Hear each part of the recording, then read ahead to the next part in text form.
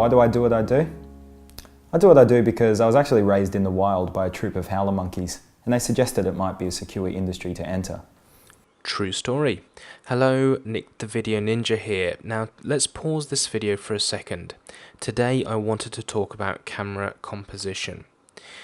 Knowing how to best compose your image and your video can actually help raise the overall professional look, feel and engagement factor of your video. We actually have a well-composed image here. Michael sits about a third of the way along the image. We call this the rule of thirds, and this is a good rule to follow for most types of videos.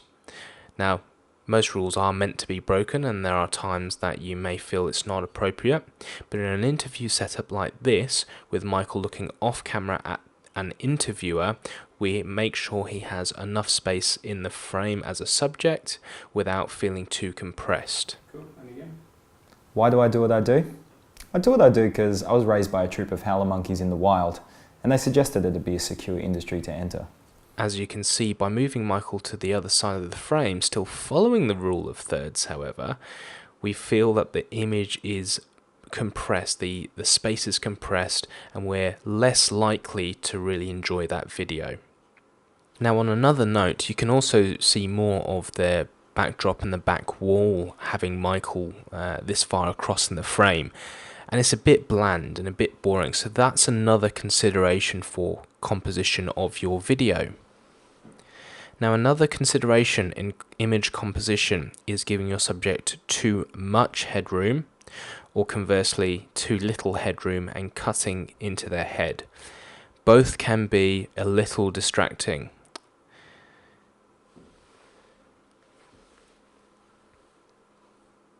So let's go back to our original setup, our best composed image, I guess. Now, the way we've shot this setup is with a camera support, and that moves on to our next point in camera composition. Using camera support in an instance where you want to interview a client or interview an employee or give a direct message to camera may be best served with camera support.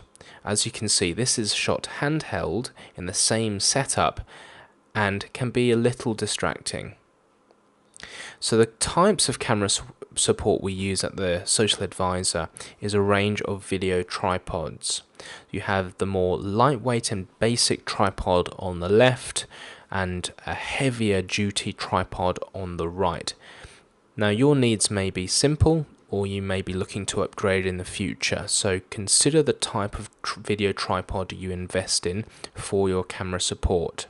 But using a tripod is the best way to make sure that you have a nice, controlled, static image, unless there is a call for handheld. Sometimes there is going to be a need to be handheld, and that's okay too. Just consider when and how much to use. Before we forget as well, oftentimes people sitting down do rock their chair a lot, so watch out for that. So let's move now on to messages for camera. My childhood was typical. Summers in Rangoon, luge lessons. In the spring we'd make meat helmets. Nice.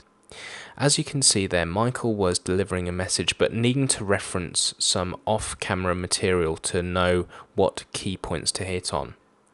Again, a little distracting, makes it look like Michael doesn't actually know what he's talking about. A way to overcome this is with a teleprompter.